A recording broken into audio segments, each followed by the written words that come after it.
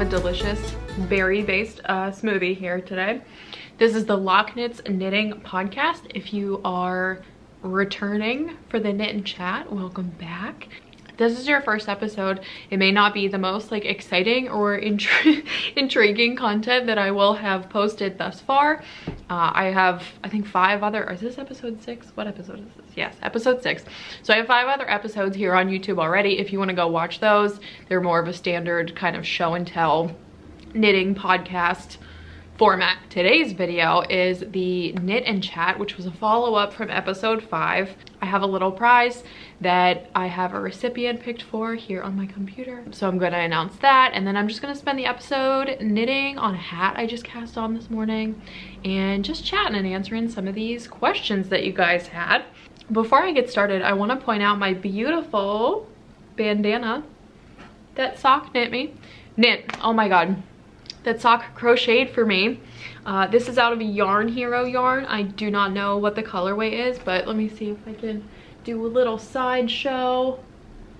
It's so pretty. I love it so much.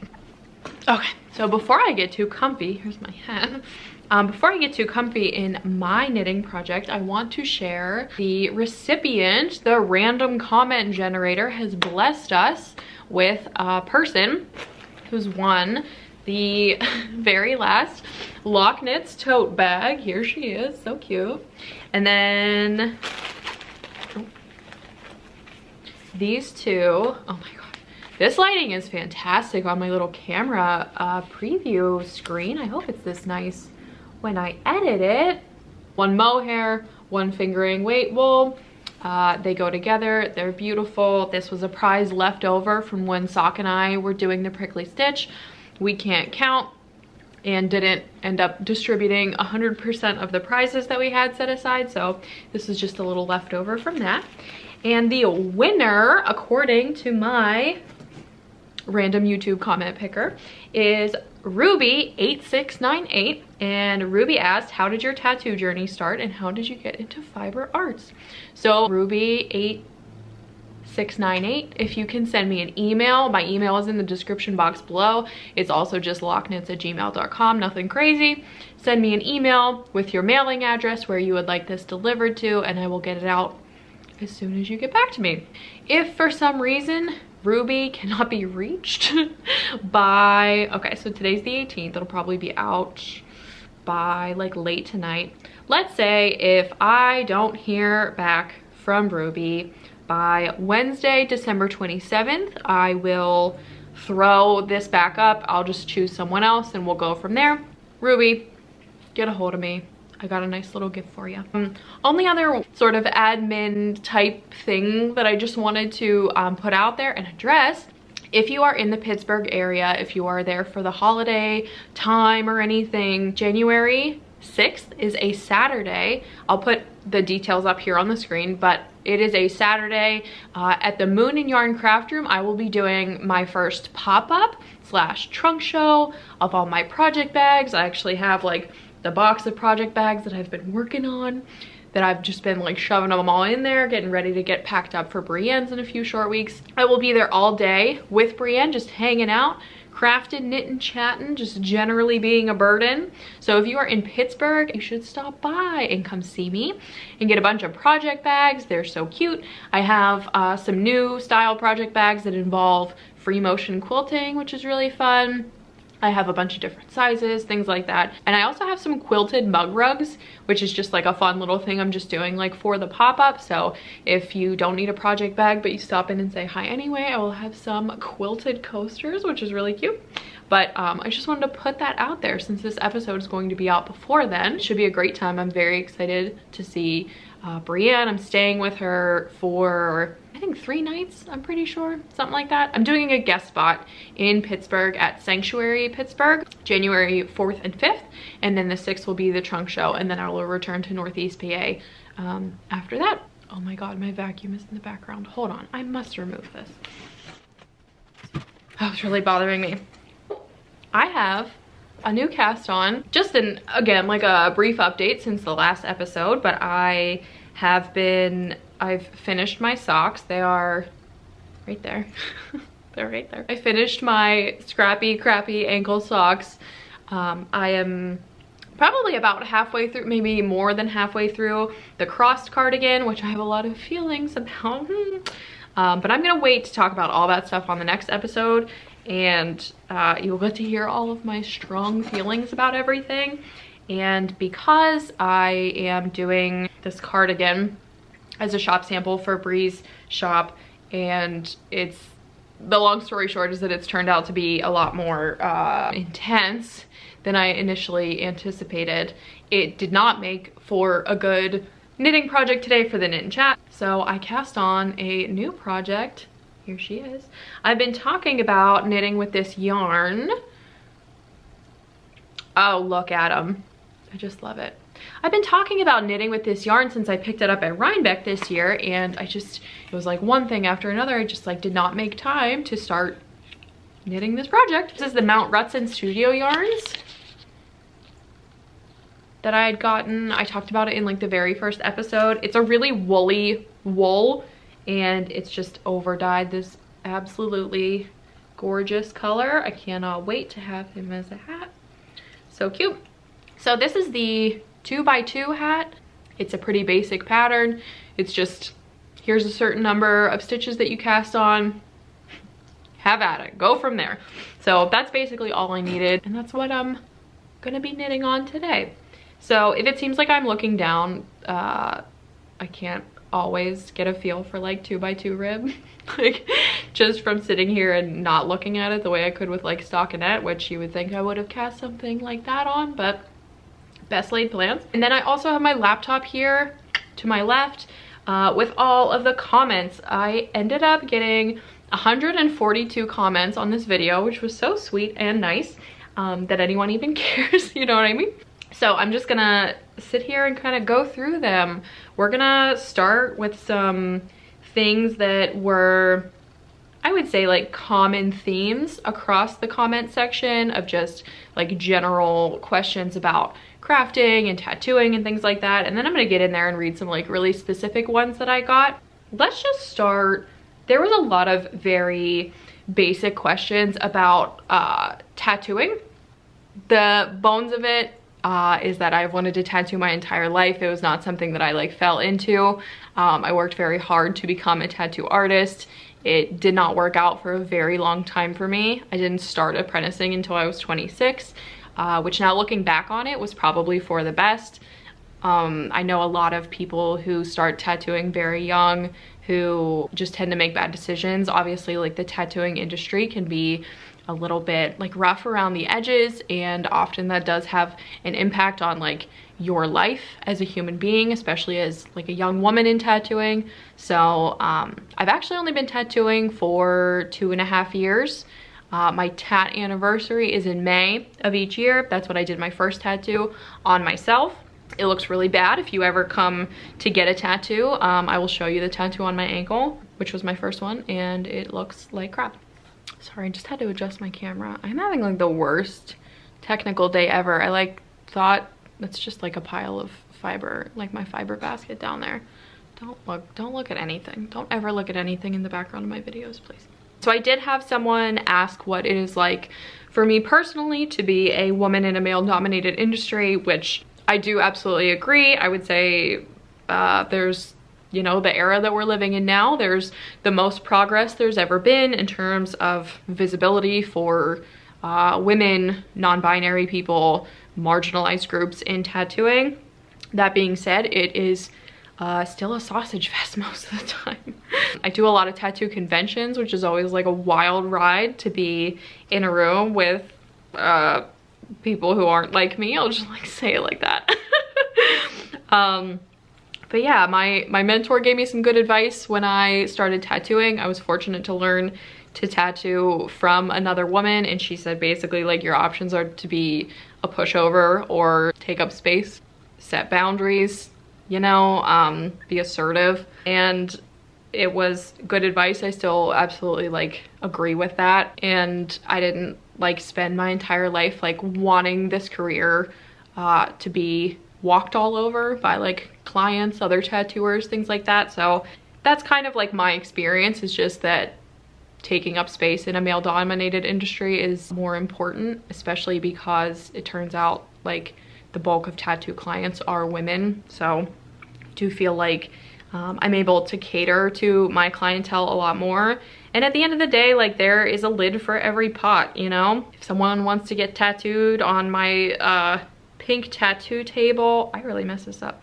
Someone wants to come get a tattoo from me on my pink tattoo table while we listen to like the Dixie Chicks and stuff and talk about knitting, let's do it. Like, that sounds great to me. So that's kind of what it's like, you know? Some days it's good, some days it's bad.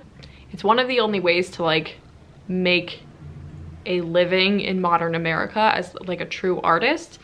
So that part's pretty cool. Someone also asked, what is my favorite thing to tattoo and what is my least favorite thing to tattoo?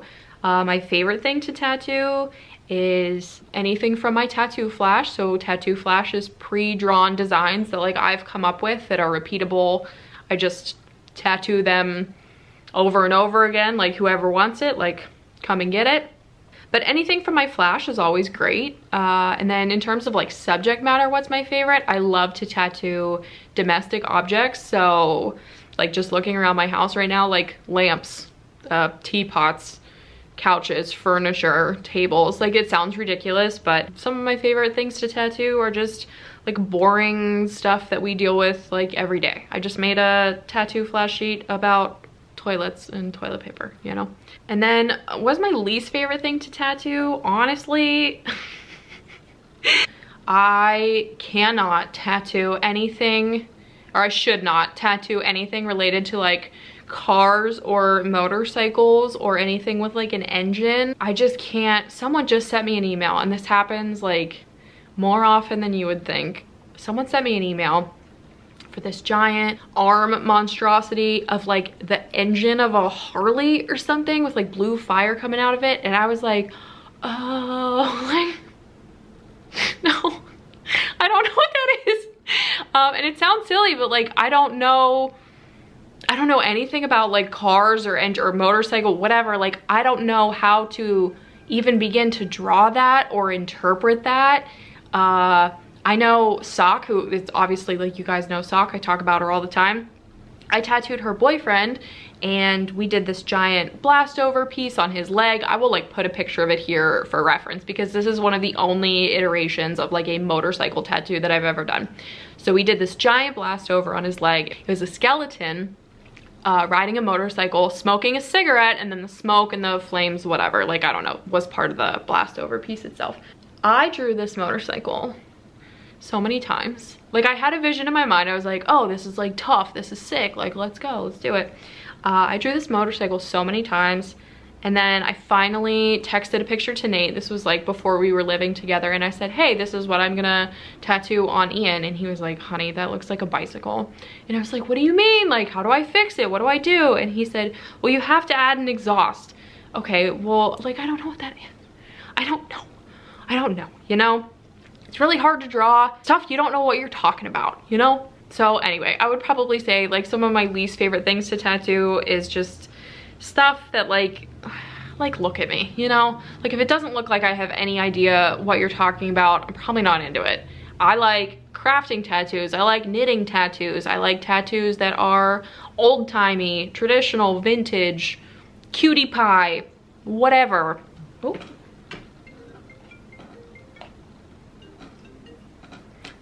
Hi, Grandma, how are you? This is like the 17th time I've started filming. My grandmother called me in the middle of that video. Okay. Anyway, I think that's all. The tattoo questions seem to be like pretty similar or kind of the same. Let's get into, oh, I have a very short segment of questions. There was like a really niche market, but they were in here, and I just want to like put it out there because I think it's very funny. I've gotten a couple questions about makeup, and I can see, like, let me just put this out there. I can see how anyone would think that I have opinions about makeup, or like someone asked like what's my ride or die makeup that I like can't live without, and like the answer to that is that I absolutely hate makeup. I think that for me, like the 7th level is like in a Sephora. I hate Sephora, I hate Ulta. It's like a world that I'm not good at. I've never been good at it. I don't care, like I don't care about makeup. This is the only makeup that I know how to do, is like weird eyebrows, too much blush. Like I just kind of like slap it on there every day and just hope for the best. But like I hate makeup, I hate doing my makeup. And I definitely, I mean clearly like tend to err on the side of clown makeup. I feel like a lot of the reason that I do such heavy like makeup application is because my hair has been black for so long that I've gone through so many experiences of being in a photo or a video or seeing some sort of like recording of myself after the fact where like I look so washed out. The black hair is really like a balancing act, and it can just swallow you up pretty quickly. So I feel like I overcompensate a lot on the makeup front, mostly just because, you know, I've been dyeing my hair black since I was 12 and I'm 30 years old now. So, and I could again see how that's like totally misleading. I will say some like high points of my makeup routine are that I don't buy the same products over and over again for the most part. Like I just kind of wing it and like grab whatever. The one thing that I do buy the same version of every time is Anastasia Beverly Hills eyebrow gunk. And then I use Revlon eyeliner from like Walmart.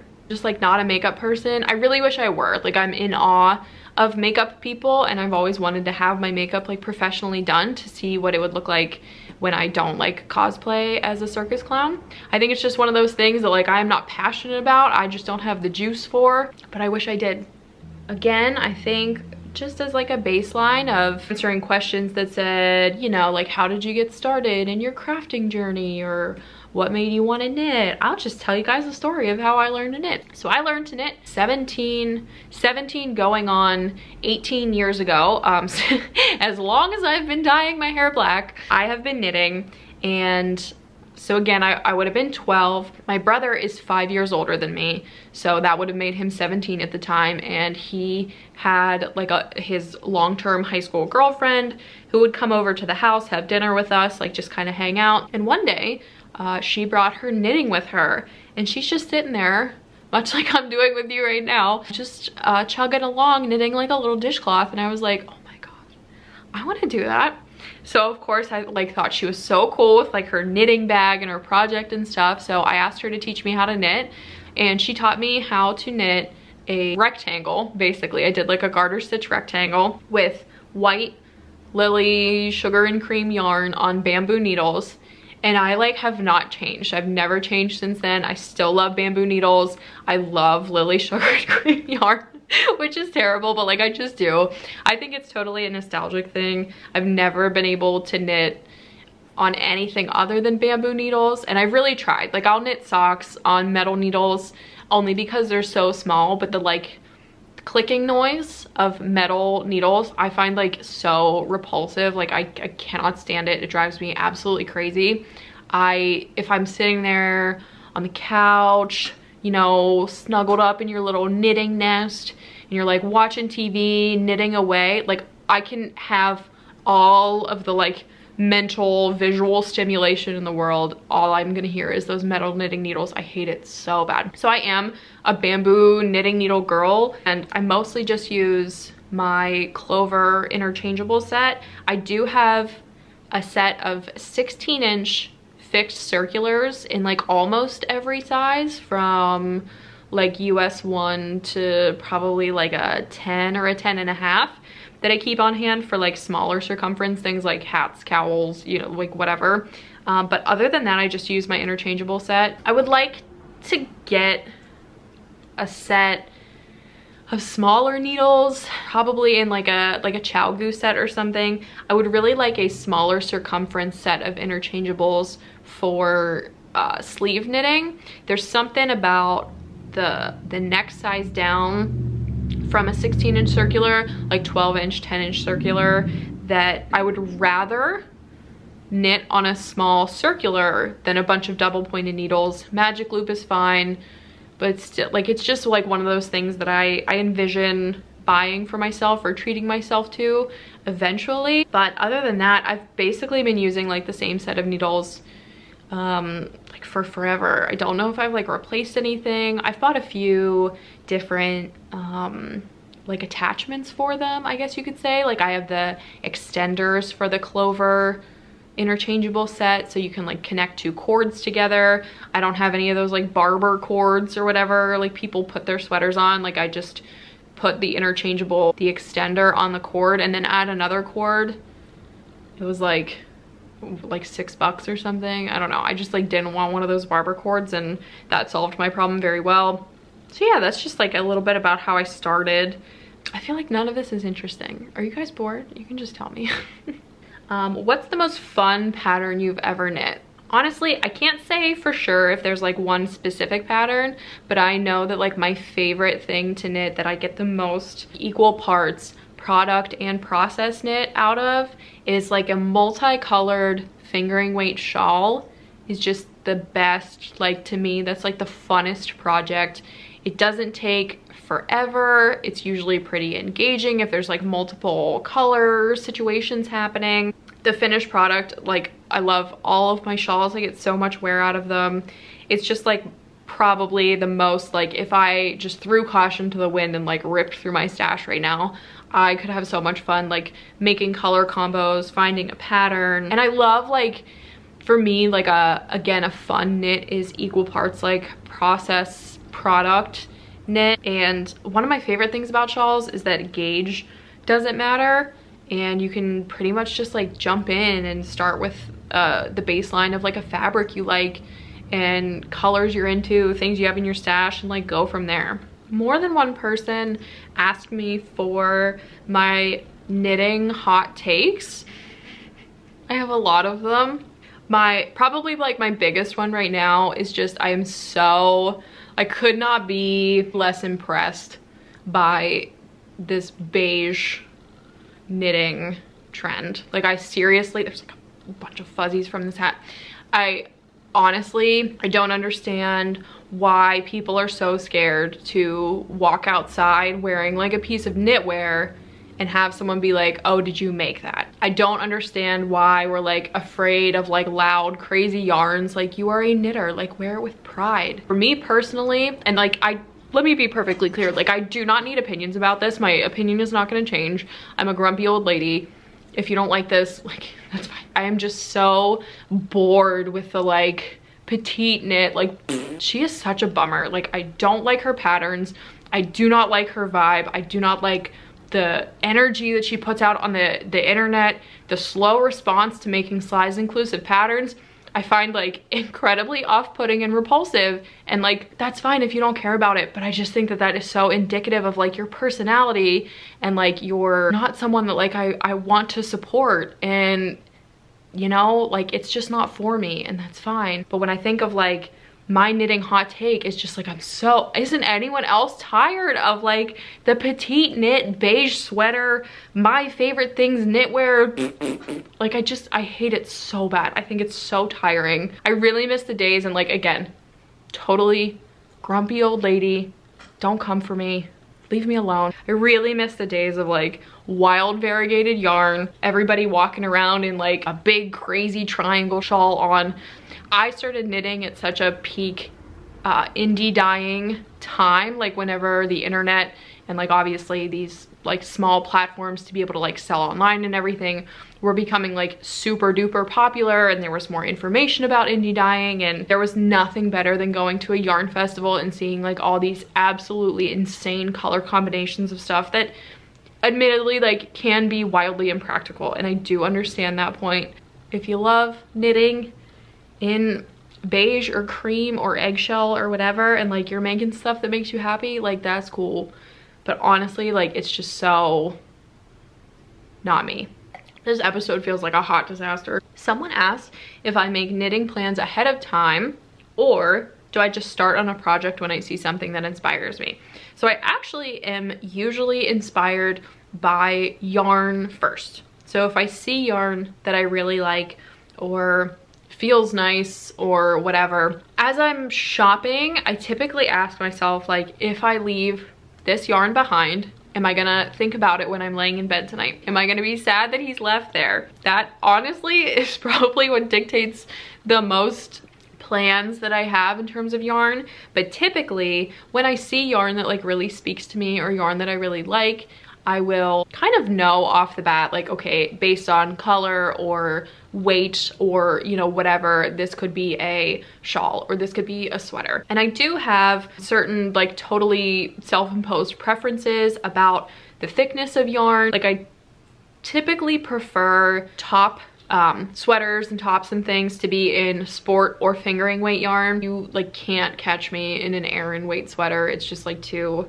it makes me feel like that kid with the coat, you know what I mean? It just makes me feel like really bunched up. But like shawl knitting, I'll knit an Aran weight shawl and like wrap myself up and die in it. Love that. So typically step one is see yarn in the universe, have a visceral reaction to the yarn, determine based off of all of those factors like what it could be. And then if it's a, you know, if it's a sweater's quantity, because I only knit in like sport and fingering weight garment, like top upper garments typically, I will know to get like 2 skeins will make me a top, 3 skeins could make me a sweater, 4 skeins I will absolutely have some left over. But that's just like from my own experience and like knowing how much yarn it takes to like make myself a sweater. But typically I actually try not to like make plans in general. And I see a lot of people on YouTube who make these cutie pie videos that are like my fall knitting plans and like my knitting plans for 2024. And like, I just don't, I like, if I say something out loud, I will do it. I'm a very kind of hard and fast rule with that. So I typically won't make a commitment, like even to myself, really, if I'm not certain that's something that I want to do. I really don't make plans. Like, even as I'm knitting this right now, I know, for instance, that like I have this little hat that I'm making and I'm working on the crossed cardigan right now. And after I'm done with these projects, like, I don't know, I'm not sure. I know I have a bunch of beautiful yarn in my stash that I'm looking at right now. And I do find like the yarn to be very motivating. I am very guilty of the single skein of fingering weight yarn. Like, I've never been able to get away from that. And I also feel like that is a product of that era that I was talking about indie dyed yarn. And when I started really being able to afford that more like special yarn, that's all I wanted was indie dyed yarn, because I had spent the first, you know, however many years of my knitting journey just knitting with stuff from like Joann Fabrics and Michaels. So I wanted those like crazy, like hand dyed, super special colors. I just feel like very inspired by like mixing colors and like putting colors together. I also do a ton, like probably more than anyone that I know, a ton of gift knitting and gift crafting. I don't like wait for an occasion. Like, if I want to knit Henry a sweater, I'll just knit him a sweater, you know, and like mail it and say, here you go, like this is your problem now. I tend to do that all the time. So as I'm buying yarn, it really comes down to like, does this yarn make my heart happy? If so, yes, like I will find a project or a person to like dump this on. Speaking of crazy colors and is it for me, is it for someone else, you know, the stylistic questions and choices that we face when we're talking about projects. Someone asked, which I really appreciate, like this whole just prompt of a question. I'm new to your channel somewhat, but I love what I've seen so far. I think the reason I like seeing your stuff so much is because you create a contrast in your work that I can relate to. I have days where I feel totally goth, but I also really like accenting my outfits with bold colors. These colors are usually purple, neon green, bright red. I love making pieces out of these colors, and when you showed that off, I fell in love.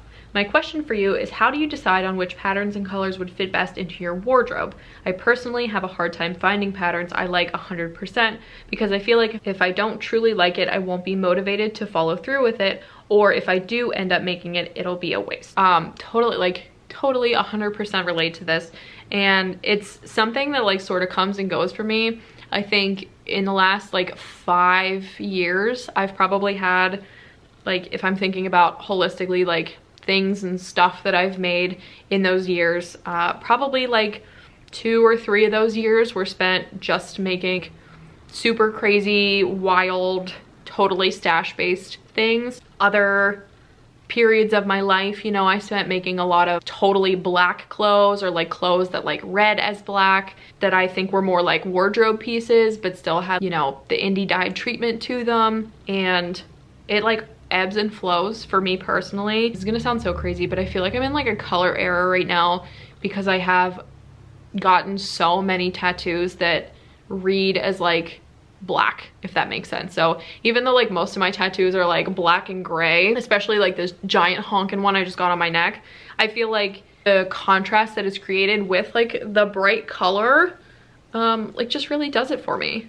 And you know, like a couple years ago I just didn't feel that way. I think it's totally dependent on like what sort of episode I'm going through, or if I think it's a good idea to like bleach my hair, or you know, what kind of like fashion I'm feeling. I don't think that it, like for me, and to answer your question, I don't think that it is hard and fast. I think to like lean one way or the other. I think that just following your heart and like maybe doing just some process knitting for a while and figure out like what you like and what you grab and what you don't grab and what you're like, you know, like I could live without that. But I think it building up like a good wardrobe of variety within reason. Like if you know you're not a shawl person, like don't try to like make yourself a shawl person. Make a bunch of different versions of stuff that you like for sure like. See which ones you grab first. I have stuff in my wardrobe that I've knitted like 3 years ago that I wear probably more than anything else. I have stuff in my wardrobe that I knitted 2 months ago that I wore one time and just wasn't into. All of that to say, I think like the sky is the limit. I really don't think there's any like hard and fast rules, but if you think you like it and if you keep coming back to it, don't fight it. Just go for it. You know what I mean? Like, go for it. This has been, I can say, like one of my most consistent like colorways that I gravitate towards is like this crazy highlighter, like slightly pukey yellow green. I just love it. I've had someone at a yarn store in Pittsburgh who worked there who told me that like it was gonna look bad with my complexion. I don't care, lady. Like I don't care. I just want my stupid green yarn. Leave me alone. If you're still here, thanks for hanging on. Someone asked, can you do a languishing whip parade episode? Not just knitting, but all your crafty ventures. Gather all of your whips and talk through them with us. I don't have any other whips other than this hat and the cardigan that I'm knitting, the crossed cardigan as the shop sample. I do not keep whips. I will knit an entire sweater, and if I don't want to knit those sleeves and I'm not feeling it, I will frog that sweater. Like I do not care. I'm not afraid of frogging, but I literally do not have languishing whips at all. Like I just knit pretty monogamously and I knit on something until it's finished. I got some good advice, and for the life of me I can't remember like when or how or by what means it like came to my mind. When thinking about a project or something that you're working on, whether it's like knitting or any other kind of like project piece, I read somewhere once, or someone told me, I don't know, that you should never leave a project on the hardest part. If I'm knitting this hat and I'm approaching like a really complex part of the pattern that I'm like dreading and I just don't want to deal with, like I'm not gonna leave that to be the very next piece of the puzzle or the very next like thing that I'm gonna work on. And obviously like you can't always do that. That's not like a realistic option, but the advice was don't leave it there. And if you have to leave it there at that stage, like just start a little bit of it.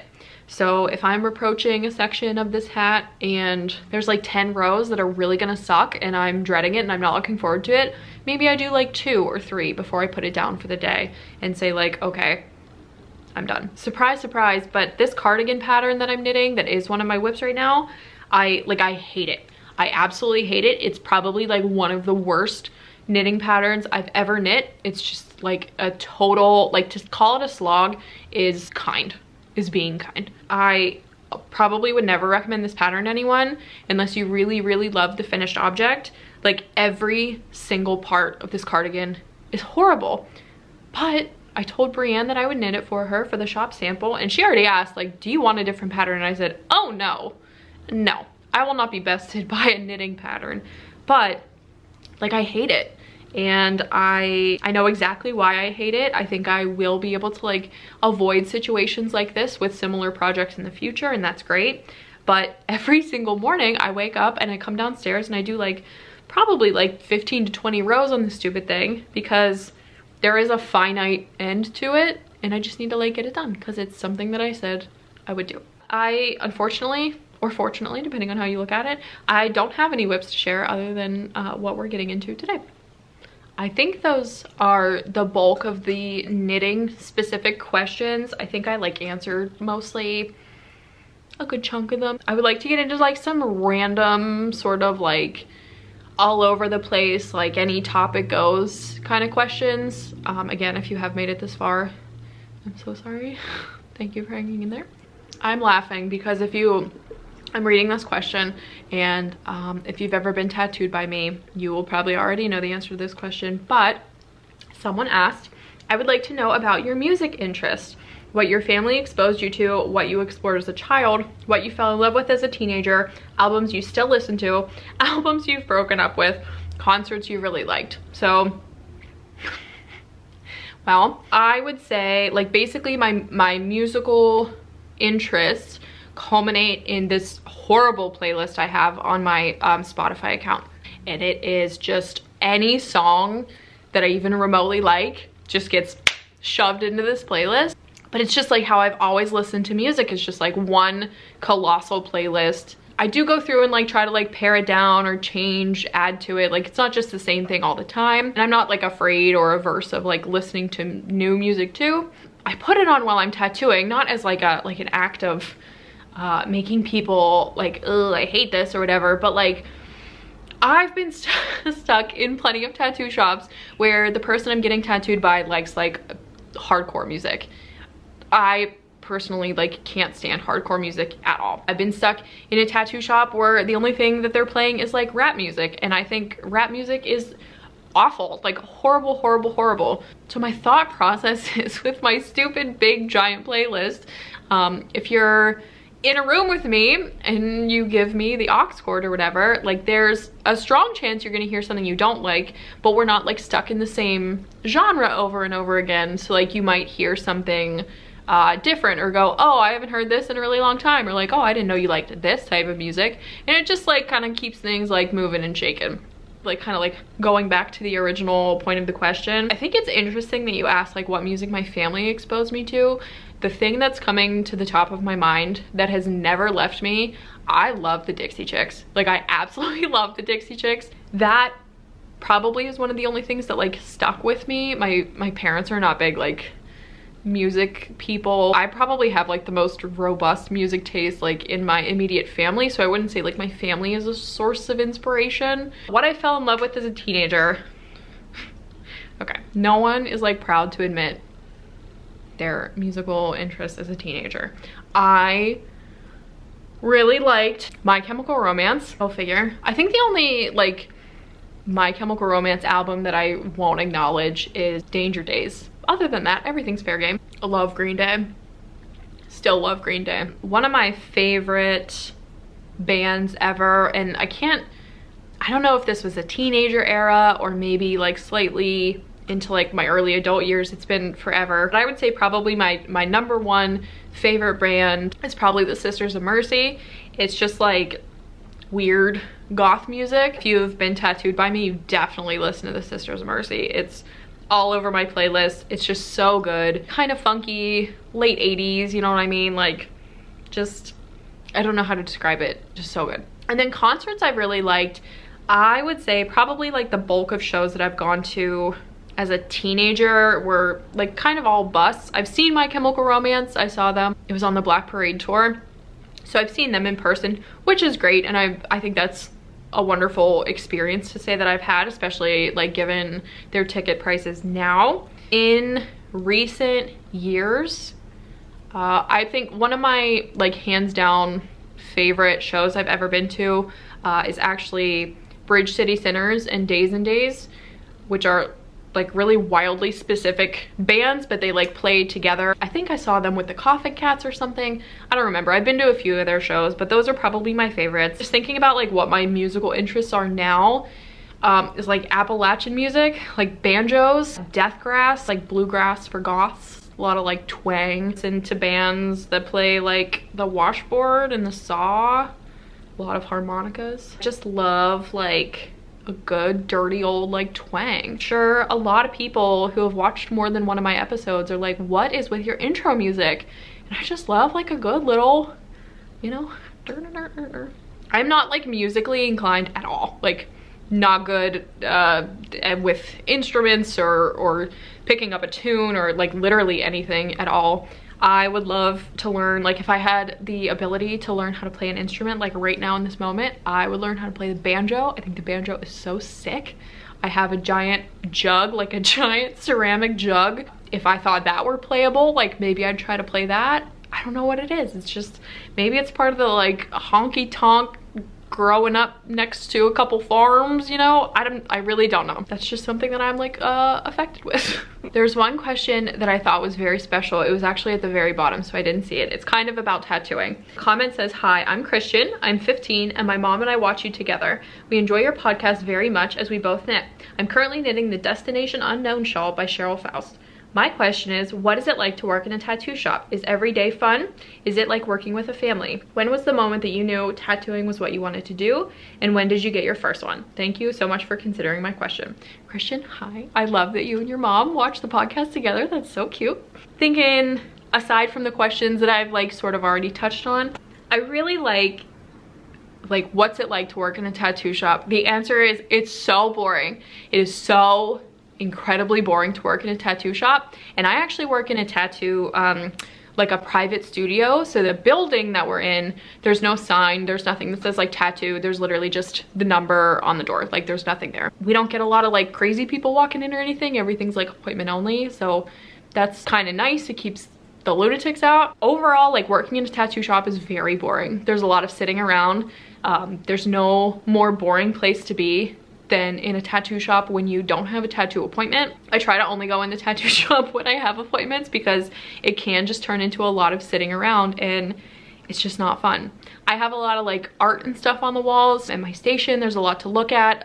Clients really like it, but like it's all stuff that I look at every single day. So I think the magical impact of it can sometimes, I take it for granted. But like say when you get your first tattoo, you're probably gonna have a bang up time. It's probably gonna be awesome. I love doing people's first tattoos. I think it's just like such a fun experience. You asked, when did I get my first tattoo? I got my first tattoo when I was 18. It is the Starship Enterprise from Star Trek on my hip. #1 cool girl alert. That was a total product of the era. In 2011 or 2012, like whenever that happened, I don't even remember what year it was. It was very cool to get a tattoo on your hip. I've literally never tattooed someone's hip before. It's just not a cool spot to get a tattoo these days, which I think is really funny that even tattoos are like victim to trends. All right, everyone, so I just got back from charging my battery. I actually think that is probably the end of the episode today. If you have stuck around to the end of this whole thing, whatever this was, thank you so much. Thanks for hanging out. Thank you for everybody who left a question. Ruby, don't forget to get a hold of me. Send me your address and then I will send you some of those little goodies off in the mail. Other than that, I will probably have a video out before Christmas and before the end of the year. If for some weird reason I don't, have a great holiday. Enjoy some time off. Put your feet up, lay flat, have some soup. All right, thank you guys so much for hanging in there. I will see you on the next one. Bye.